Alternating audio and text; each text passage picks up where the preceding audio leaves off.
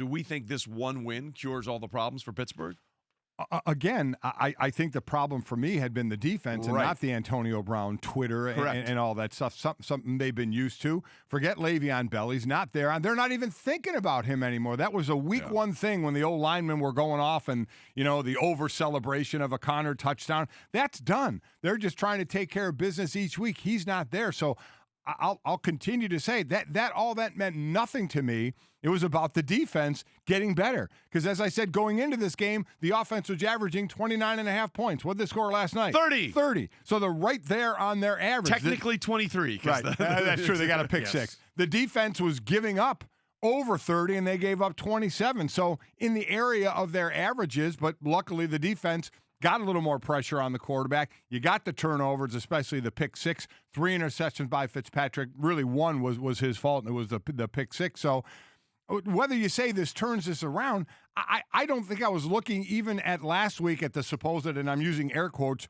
turmoil that was going on, that all of a sudden this was going to be a below 500 team that was just going to pack it in for the season. They have too much talent for that. And they're in a division that isn't overlaid with talent as well. So I would expect them to win their share of the games and still win the division. Well, I think the division is the interesting point of this because I think the Bengals have been better than we expected through the early portion of the season. Just Baltimore gave Joe Flacco more weapons than he's had there in a while. But more importantly, I'm glad you mentioned the division because as far as the Steelers righting the ship, the Steelers are 0-1 in their division right now with that draw with the Browns, and they've got, I think, 4 of their next 5 games against division opponents. In the next 4 games, they go Ravens, they have the Falcons, and then they go Bengals, Browns, Ravens again. We'll know a lot more. Yeah. A lot of what's going to happen with them is going to be decided in the coming weeks, and it's going to be, can they clean up their act? Because last night, 13 penalties. They've had over 12 penalties each of the first 3 weeks. The penalties were ridiculous of what they had. As you mentioned, what was it, 155 yards, I believe, in penalties, most in a game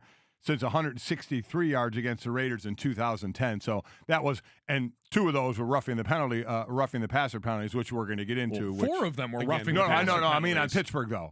Pittsburgh. Sorry, 2 were on Pittsburgh. 2 were on Tampa Bay overall in that game. Right. You wonder, and I mean, how much of that is what we talked about yesterday, where we know the rule, and we're going to get into plenty of stuff with the rule coming up, but how much of that is, our game plan is going to be so centered on knocking Ryan Fitzpatrick off his perch, and it worked. And how much of that is risking it regardless of the rule at this point to say, we're just going to heat him up at all costs. Yeah. Because that was the game plan early on. Yeah, look, at the end of the day, the Steelers got the one thing they desperately needed out of that game, which is getting rid of the donut in the win column. That's right. On the road, too. And putting thing in there against a team that had been playing pretty well.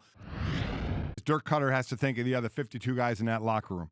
You're sitting there with a 2-1 team in a division that is no doubt a tough division. With obviously Tampa sitting at 2-1, there's 3 2-1 teams: New Orleans, Carolina, Atlanta. Every one of those teams, would you all agree, has the capability of winning that division? I'm still a little shocked at what's going on with New Orleans defense after how good they were last year. But with that offensive firepower, any one of those teams has a chance to win the division. To me, it is the only right thing to do right now for the team. For the team, in the micro look of this team, is to keep Ryan Fitzpatrick in there because of the other 52 guys in that locker room saying, we got a guy right now who has thrown for the most yards in the league right now, has the highest quarterback, or no, not the highest, second highest quarterback rating in the league. Yards. Most yards, I said. Second highest rating, second highest in touchdown to Mahomes on both of them. The greatest quarterback of all time. Yeah. Get on the Mahomes train. Come on. So I, as looking at the team, to me, there's no way you can make this change. Looking at Tampa Bay overall now, as I said before, you have to decide what's the thought process. Adam Schefter said, doesn't matter how good Ryan does this year, he thinks they're still going to re-sign Jameis Winston. If that's the case, then let Ryan make his run. If you already know you're going to sign Jameis back and he's going to be the quarterback of the future, ride the hot hand and stay with Fitzpatrick as long as you can. The other thought is, are they not sure about Jameis Winston? Do they need to see him even more playing to decide if he's going to be the quarterback of the future? If that's the case, at some point they would have to get him back on the field for that. The other 2 scenarios, you don't. Ryan's got the hot hand right now in the micro situation. You're winning right now. Keep winning right now. Or Jameis is going to be our quarterback of the future. Ride the hot hand and Ryan Fitzpatrick. You want to talk super micro in this situation? I just look at how much I think we can learn this week. because they're getting ready to play the Bears, who are tied for second in the NFL in turnovers and takeaways. They got 8 on the season so far. That has been Ryan Fitzpatrick's Achilles heel. It was what was part of the undoing for that offense last night. The Steelers aren't far behind them. They got 6 takeaways on the season. But my point is, when you put him in that situation, the one thing we know about Ryan Fitzpatrick is, and we said this, he's going to get the hook a lot quicker than a quarterback with Jameis Winston's resume as a draft pick, as a franchise guy would be. So if they get into this game now that Jameis is available and things go like they did in that half last night in the first half, are they going to have the wherewithal to not give Fitzpatrick the hook? Because once he comes out, he ain't going back in. Well, that's true. And you give the stats. I heard you give him this morning of the pressure of Ryan 40% of his dropbacks. But it was 17% going in, right? 17 through the first 2 weeks, which is tied for second best in the league. Percent of pressure throws with pressure. Yeah, his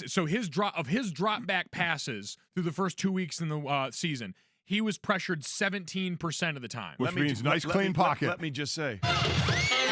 Nicely done. That's a nice clean dish right there. Yes, it is. And so last night when it goes up to 40%, you see what happens to every quarterback. Like Tom Brady in one of the worst, I think it was 2015, when their season got ended in the playoffs by the Broncos. That was a year Tom Brady was pressured on something like a third of his dropbacks. Yep. Yeah. And he was a far lesser quarterback because it's hard to throw from your backside. That is my favorite thing when you're talking about somebody's talking about a specific quarterback. He doesn't like pressure up the middle.